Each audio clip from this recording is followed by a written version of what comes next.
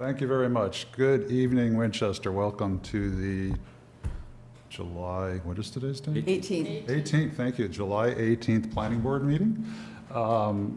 We have a quorum. We are here this evening to interview Taylor Herman for the position of Town Planner in Winchester.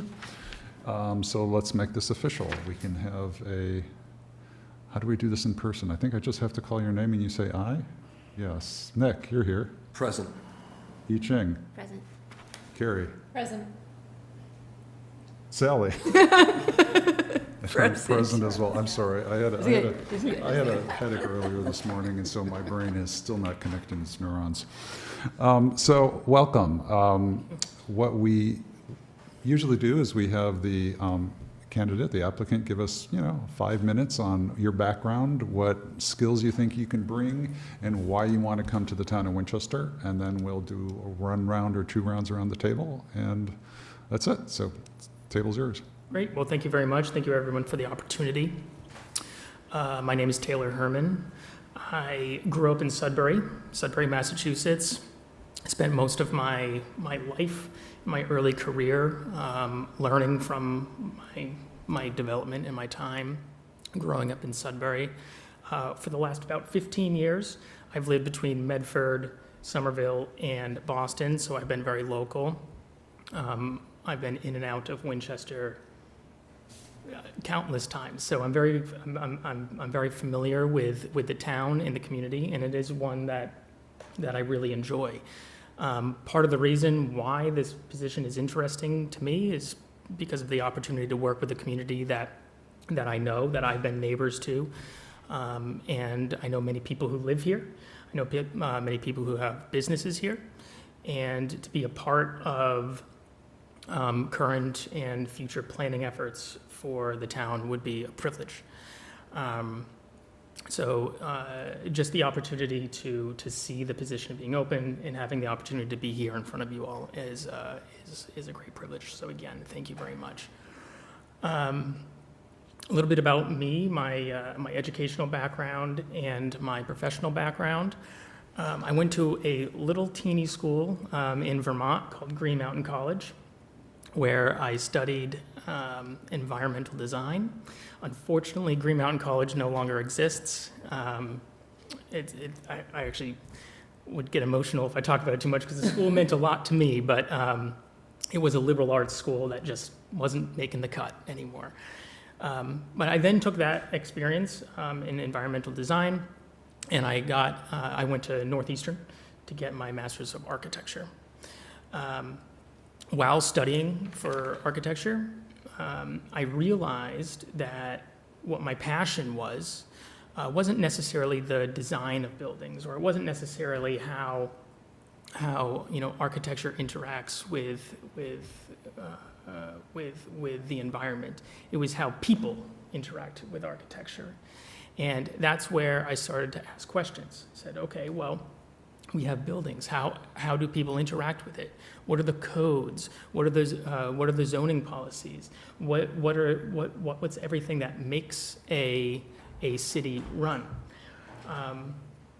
So I took that interest and I started off as a neighborhood planner at the BPDA, Boston Planning Development Agency, and that was a really, really fantastic opportunity. I was there at an interesting time. I was there several years before the pandemic and then into the pandemic, so it was a very interesting opportunity to see this transition between how you can so-called traditional planning into this online planning, and that was a fantastic opportunity. 2 particular projects that I worked on that I rather enjoyed were Plan Newmarket and Plan Charlestown.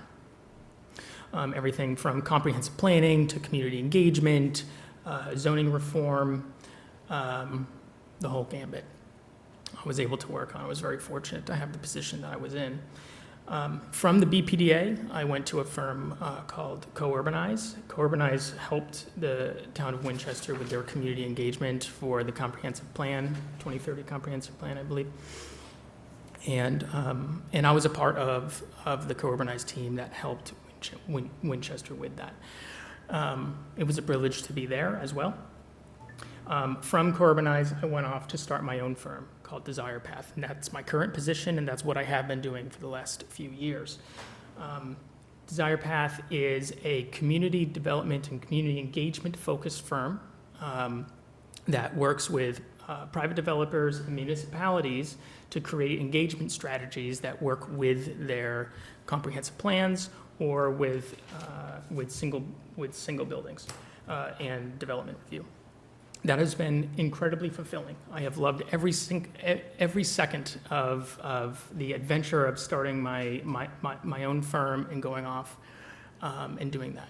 But I think some of you may be asking, okay, well, you're doing that. Why are you here today? Although I will say, honestly, I do believe that I've been successful in my venture. Personally, I haven't found it as fulfilling as my time that I've worked with cities and with people in cities. I've been bouncing project to project. I haven't ever felt connected to the project. I haven't felt connected to the community. And that's something that's very important to me and something that I want to be able to do again. And that's what brings me here today, having the opportunity to not just plan for a community, but be a part of one. And that's something that I look forward to having the opportunity to. So happy to answer any questions about me personally, my professional career, and of course, I'm sure there are plenty of questions about my opinions and my outlook. So, thank you.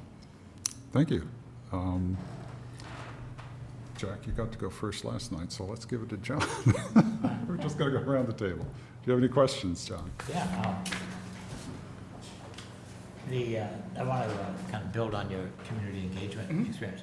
I mean, in recent years, the consideration of proposed housing and mixed-use development has become increasingly polarized, Yes. and strong fights with the missing middle, not only in housing but in debate. What methods have you used to facilitate a civil discourse? Absolutely. So we're all familiar with the issues that we face, not just in this community, but in communities all over the country. I take a very specific approach of integrating both traditional in-person engagement with new, let's say, quote unquote, modern techniques of being able to have engagement methods that could be potentially open 24/7. This goes back to opportunities to be able to have online discourse, opportunity to have resources so people can go and see, hey, I have a question about this, about X, about Y. Where can I find those resources to answer those questions? I believe that engaging with the community, I believe that understanding, listening, and educating is all a part of developing a strong community. We aren't ever going to be able to get everyone to agree, but we may be able to get people to at least listen to each other. And that's my goal from the very beginning, is to provide a space that allows people to be more calm than they may initially want to be, and be able to facilitate a room of communication that is strong, that is useful and helpful to everyone that is involved. Yeah, I mean, what I've seen is the creation and spread of misinformation. So, I mean, how do you deal with that in your methods? Yeah, and approach? It's a lot about listening to people, and as again, like I said, we can't change everyone's mind, but we can listen and hear people. Sometimes when people are heard, they may at least, lower their pitchforks a little bit. You may not be able to convince them otherwise, but you may be able to work with them. I'm a very strong believer of building relationships with as many people as possible, whether that's individuals, whether that's neighbors, business owners, organizations. Being a part of being the town planner isn't just the town planner to me. It is a community member. I will work very hard to understand everyone's opinion, and I cannot bring everyone together perfectly. I can do my very best to bring people to at least have strong conversations together. Thank you. Nick? So as I mentioned, Winchester's sort of known for its historic look and feel. It's one of the hallmarks that defines who we are. And we're facing some sort of zoning challenges in light of an MBTA 3A proposal that's coming through that may involve some tear downs in the city center, the historic village. And I'm wondering, how do we, in building new apartment blocks, how do we do that? What kind of zoning can we have, maybe form-based, that can allow us to kind of keep the historic look and feel of the town, even though we're building these new blocks? I mean, is there anything that we can do to make those fit in? And I noticed, we probably wouldn't want to have this project in the middle of Winchester. Yeah. So I just asked you to comment on that a little bit. Yeah, absolutely. And that project's Leafort Terrace, by the way, in Salem, affordable housing project that I worked on late last year and early this year with affordable housing developers, Beacon Communities, and the Salem Housing Authority. Yeah, absolutely. Winchester's character is fantastic. It's phenomenal. I love it. It seems like it's held together by a thread. We've got a few really amazing buildings that do the lion's share of the work, and then a number of other buildings that just kind of, it seems like it's a fragile feel that could easily be kind of thrown off. Well, I'd love to know more about that, because from me, from an outside perspective, just walking down the central business district, it doesn't feel that way to me. But I can understand from your standpoint, it's probably very different than mine. The changes that I assume you're referring to are the 3A. Right. We may need to build new buildings. Yeah. But how do we do that? And how do we preserve the look and feel of the town at the same time?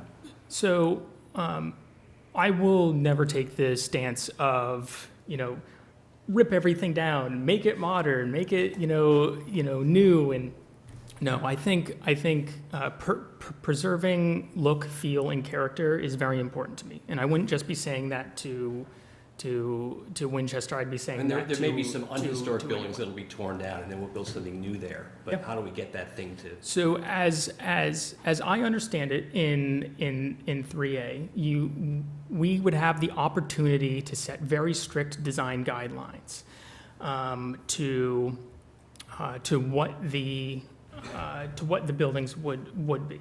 As I sit here today, I cannot say I know the rule of complete teardowns versus rehabs. I do not know that. But what I do believe I know is the very strict guidelines, design guidelines. And in working with you and the rest of the community, I would want to understand what's most important. Does that mean it's the brick facade? Does that mean it's the storefronts that are on the building, so that we have a business district, not a residential district? I would work with everyone involved to make sure that we set guidelines based off of what we deem is necessary. Thank you. Yeah. Thanks. I have been really impressed with a lot of your previous work in communication. I think that some of your student work, as well as I think your recent work, WIMBY, I thought that was very clever, clever way of. I think it stands for what's in my backyard instead of not or yes. But that bridge of communicating to people who aren't always in discussion about zoning with the community, I find that there's a lot of misunderstanding of what zoning is, right? Like that the possibilities are there, the laws are there, but it's not an actual project, say, right? Like we're not discussing the actual project. We're talking about the possibility of this parcel to become something. And so how do you find the key sort of ways of communicating these very difficult abstract ideas to folks who are sort of on the ground, not thinking about it full time like you are, but need to understand this because it is a very it has very significant implications. So how do you find what are the tools that you find to really make that connection? So I believe it starts with education. Yeah. So being able to educate people on what they may be confused on. Now, of course, everyone learns a little bit differently, or chooses to learn, or selectively brings in information. So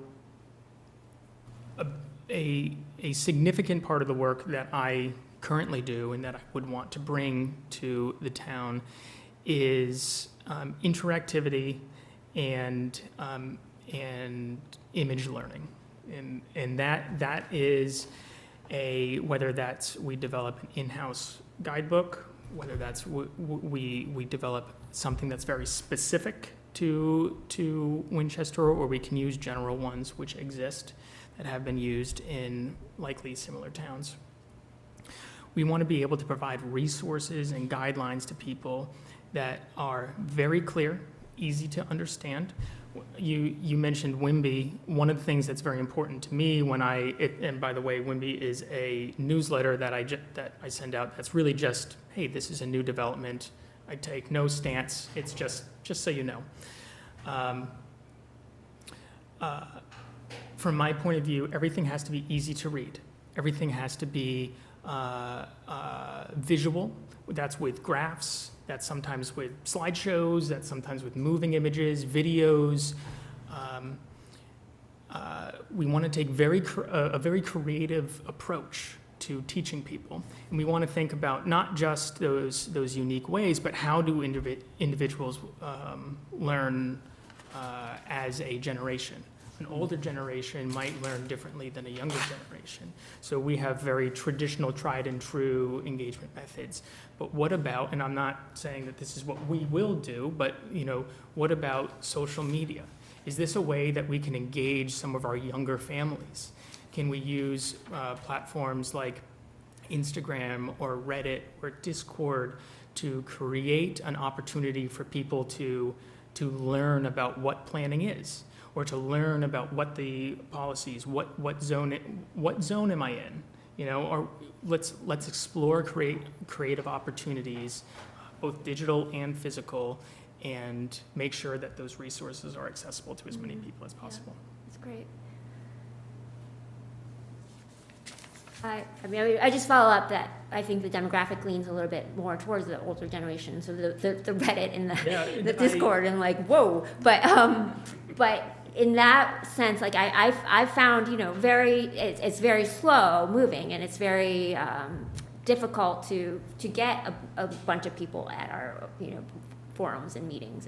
But I mean, have you found tricks in that realm, in the old timey realm? Like how do you engage people in that? Are there ways that I know this is like in the future, but I'm just thinking that we lean towards an kind of an old-fashioned way. Yeah. First, I think that you would be surprised with how many people would interact with some of the newer modes.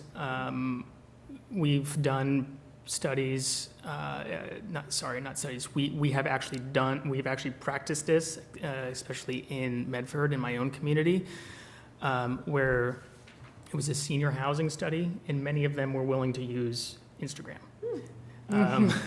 So I'm just using that as one example. It might not be the case here, but I think you might be surprised about what the population is willing to do if it's done well.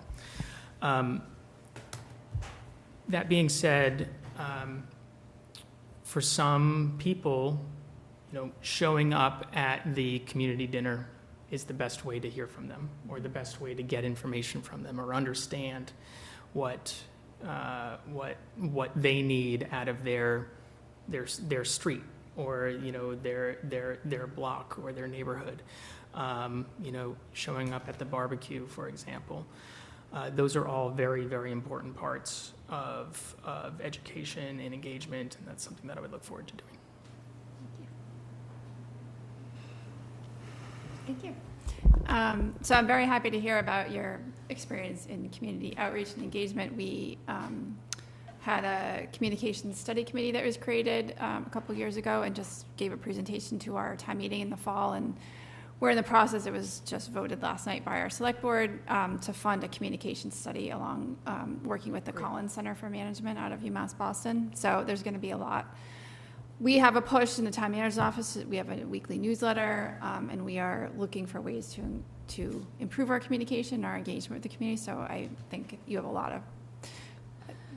Discord wasn't even on our list of things, but it's an important different perspective, right? So yeah. I think that helps us to understand what the options are out there. So I appreciate that. My question is more a little bit about just kind of thinking as somebody who worked in the engineering department for many years, how you would see, I think your experience is less kind of working in a municipal kind of structure. We have a very collaborative, the lower level of town hall has planning, sustainability, conservation, assessors, engineering, health department, and the building department. And the thing that I've always liked in Winchester, in a lot of places, the engineering department is with the DPW and is kind of outside of that kind of circle. And here it's kind of in the middle of it. And so I think I'd like to hear from you how you would, or how your experience is, or how you would see coming into that kind of setting where you're kind of engaging with the other departments in town hall, and how you see that role coming in. Yeah, absolutely. I feel like I do excel at working as an individual and working under my own discretion, but I am my best method of work is working with a team, and being able to have people, especially early on, but this goes far beyond the first few years. This goes forever. Being able to ask questions, be able to say, whether it's, tapping someone on the shoulder and saying, hey, this far better than me. How can we work together to create something that's better for this community? The fact that there are individuals that are going to be experts in their own field is something that's very exciting to me. It's something that I look forward to having. It's a more personal feel, and that's something that I really enjoy. Just the ability to lean on other people's shoulders and feel like we're building and creating and planning something together is something that I'm really much looking forward to.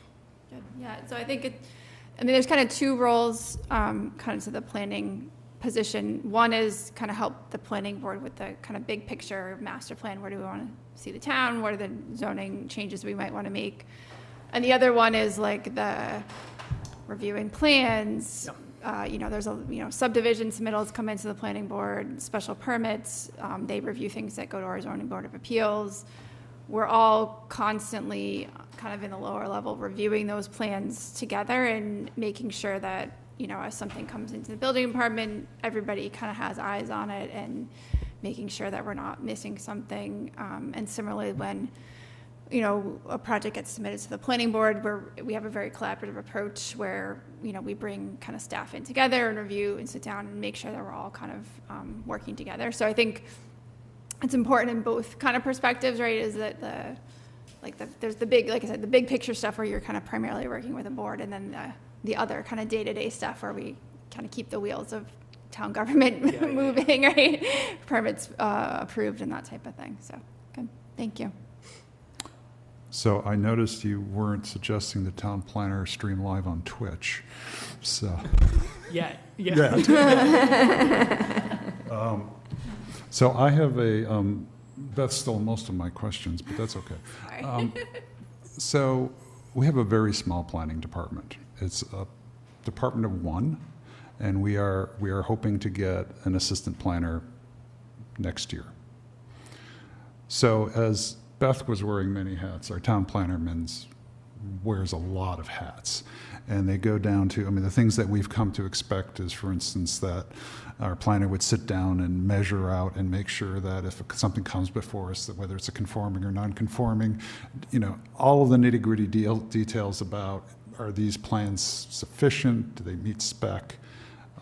Knowing the zoning back and forth and sideways and every which way. So it doesn't seem like you've had experience at that level. It seems like you've been at more of a policy outreach level, and which doesn't say anything about your ability to do anything. But if this job is one where you may find that, 1 week you may have time to do lots of outreach. The next week, for instance, you may have a 40-unit or 60-unit building dropped on your lap, and you say, the planning board's going to view this in a couple of weeks. Please make sure these are up to date. Please make sure that everything's right. Our former town planner got constant calls from people asking about zoning. Mm-hmm.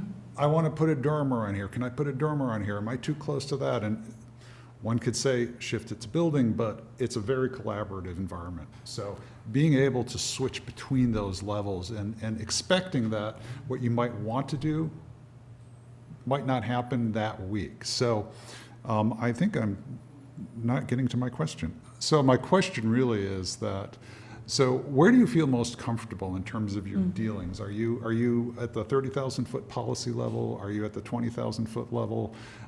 Do you mind getting into the street at times and working with people at that level, dealing with developers, people residents walking in off the street saying, hey, I have this zoning issue, can you help me? We have developers coming in saying, I'm thinking about something. Mm-hmm. What is the best way I could go about doing this? What does the zoning tell me what to do? So how do you work that? What's your experience, or what sort of, what is your experience that you could bring to that? Yeah, absolutely. So I will say that coming into this position, regardless of what it would be, I have a lot to learn, and I look forward to that opportunity, whether it's the intricacies of zoning, the exact specifics of the central business district, what we like or don't like about how our buildings look and feel and the characteristics. So there's a lot to learn, and that's going to be a lot of fun for me. I will say that that I'm very used to wearing a lot of hats. I feel that organization and efficiency is a strength of mine. Over the last 2 years, I have built my own business by myself, and I have 2 employees. That means all of a sudden I became an accountant, I became a marketer, I became a salesperson, and these were all things that I wasn't necessarily an expert at or that I knew how to do beforehand. But I was able to strategically put everything together and build a successful business. I have clients who really, mostly developers, so I might be the best at working with developers, or at least listening to them on the phone.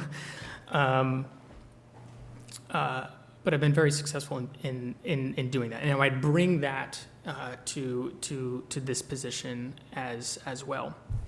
When it comes to the way that I view, the way that I would do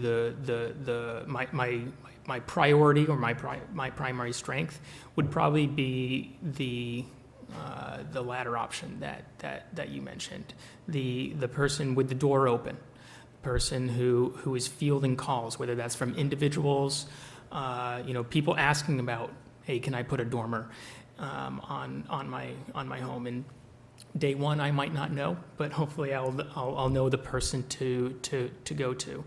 Fielding the calls from developers, understanding what people want from Winchester and what people expect from Winchester. I think that is, just from my personal experience, just from my personality, that would be my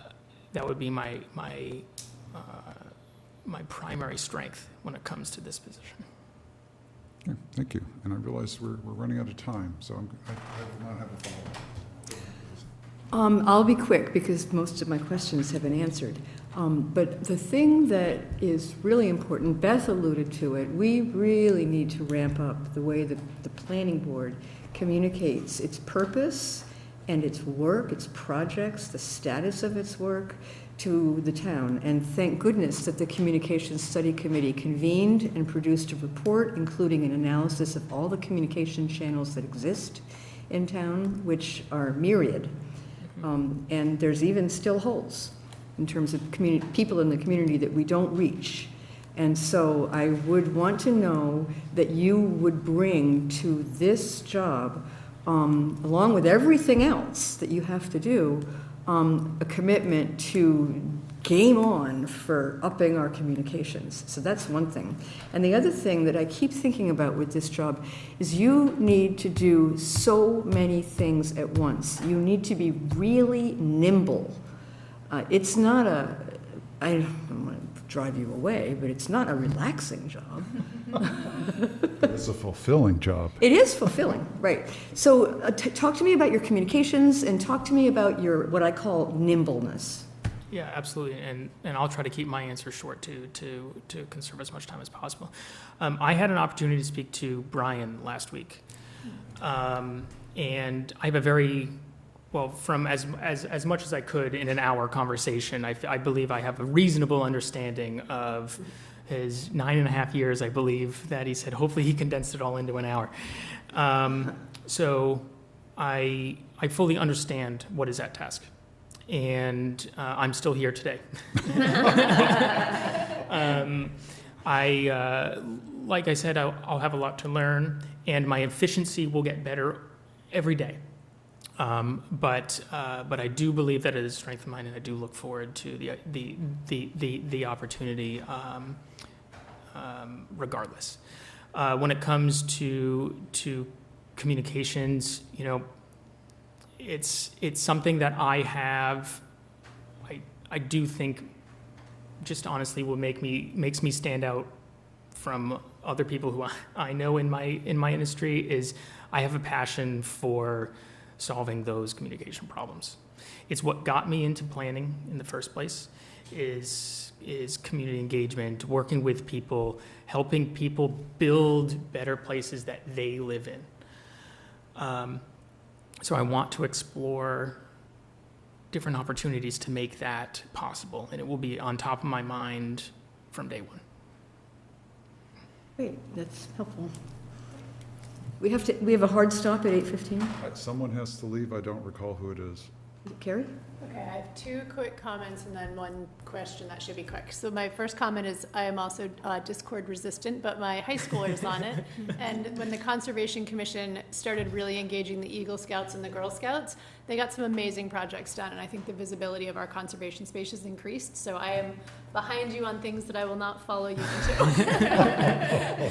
And if you were part of the master plan process, I thought for coming from less momentum by quite a bit than what we have now, there was some great engagement. So the events at the Jenks were great, and then I don't remember if Co-Urbanized was that online platform, but people really used that, and they enjoyed if we could have something like that that was accessible 24 hours a day, like you said, that people could sort of look over to understand projects. I think you're moving exactly in the right direction. I guess my question or my thing that I'd like to hear you comment on is that I think one of the key pieces of history for our town is our natural elements. We're Waterfield, we've moved rivers, we've flooded plenty. We have a sustainability director in the last year. And I think the future of the town and the beauty of the town has a lot to do with the historic trees and the natural elements. And from your background, I would love to just hear how you incorporate that in your work. Absolutely. I'll first start from just a pure passion standpoint. Coming back from my environmental design background, our natural environment is just as important as our built environment. And I would, and maybe this is an assumption, but I would, or I guess it is an assumption, taking care of that environment is just as important as anything else. Obviously, our natural spaces better our health, better our activity, better our community as a whole. So, yes, that'd be very, very, very, very important to me. I mean, especially the fells. I'm in there like every other day, and I look forward to the opportunity to learn more about what is important to everyone when it comes to the natural the natural landscape, and to be able to preserve it. The primary role of the Historical Commission is the preservation of the town's historical resources. Obviously, it goes without saying. And like most New England towns, we have a lot of history, as Nick said, embedded in the community. We worked pretty closely with Brian, and he was very supportive of us. And I know that you're going to be spread pretty widely, so we're not going to be leaning on you a lot, but we will need a town planner's support on occasion. So I guess that said, I think there's also a larger part of that is a kind of a mindset, and you sort of alluded to a lot of this, and I'm encouraged to hear what you've said about that. But what do you think the town planner's role is in historical preservation in the grand scheme of things? Well, I think first would be learning about what is historical, not just to, what has the stamp of history on it, but what's historical to the individuals who live here, or the individuals who have businesses and buildings that may hold significant value to them. I think building an understanding of what is historical Winchester would be the number one priority of mine to get a good sense. It would also be leaning on yourself and other experts to not make decisions that shouldn't be mine to make.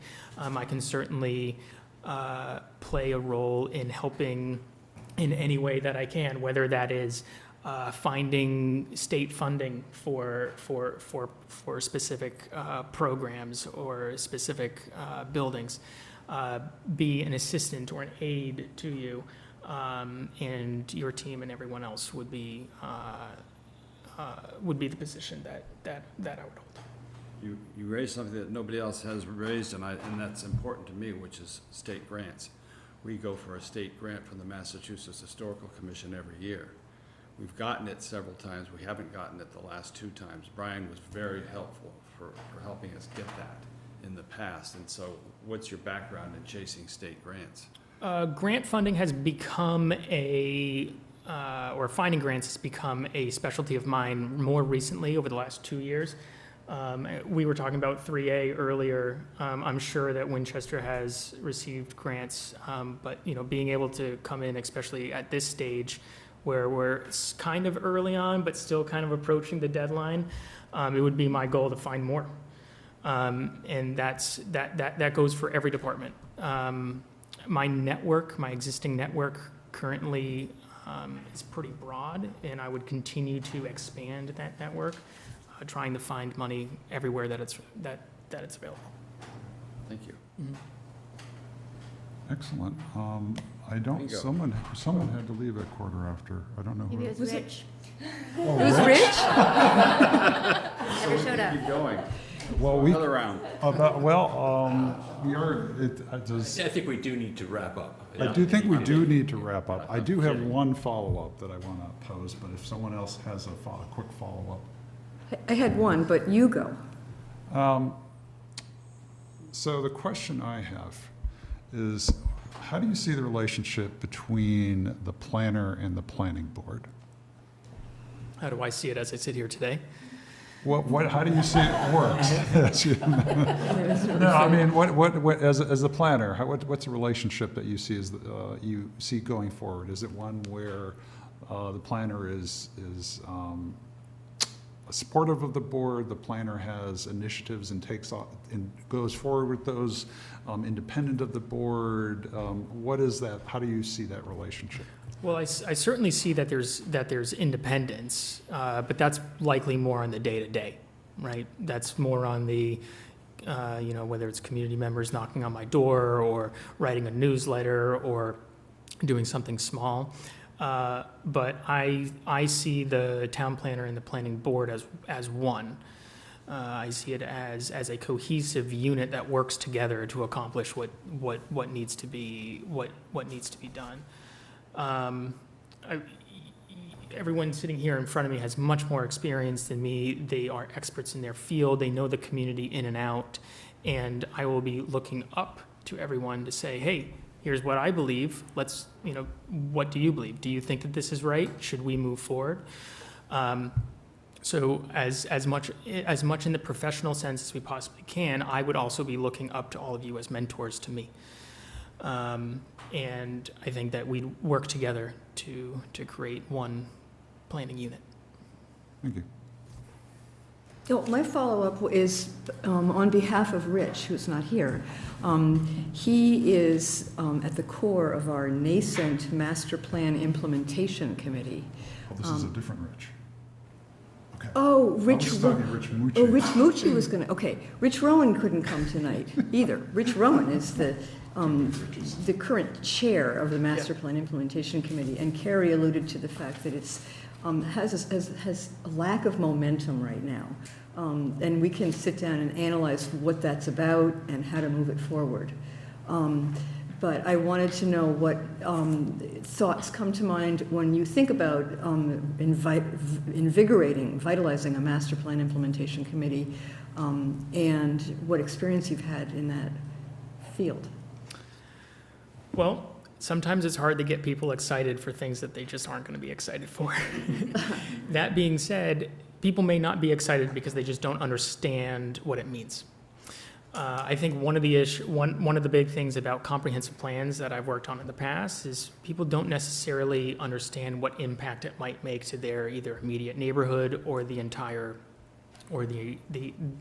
entire town. So I think what you're asking mixes in very well with a lot of what we talked about already in education and proactive education, not just waiting for the person to knock on your door, but saying, hey, here is what's going on. Whether that's, I'm throwing random examples out here, but getting a booth at the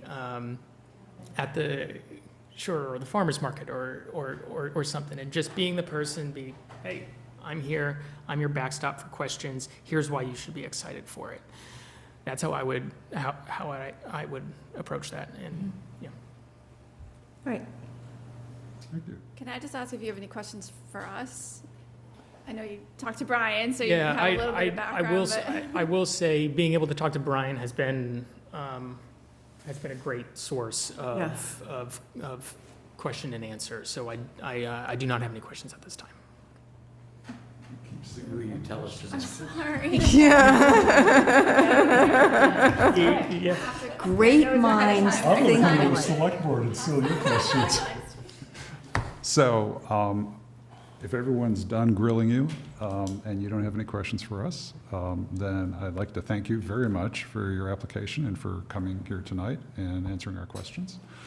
I think we have other candidates for the position, so we still have to come to a decision, which I hope we will be doing so shortly. What shortly means, I don't know yet. Yeah. But we will stay in touch. I will definitely be in touch with you and let you know how things go on. Great. It's been great to meet you. It's been a pleasure. You too. Thank you, everyone. Yeah, and before we go, I just want to say, we're supposed to have an interview tomorrow night, but the candidate has not responded, so tomorrow night, we will not be having an interview. Okay. We're not, okay, We're not. okay. And, That was the one that was going to be downstairs in the Mystic Valley room or whatever? No, That was going to be right here, okay. I'll make a motion to adjourn. Oh, we need a motion second to the motion. adjourn. Everyone in favor of adjourning, say aye. Aye. Aye. Great. Thank you.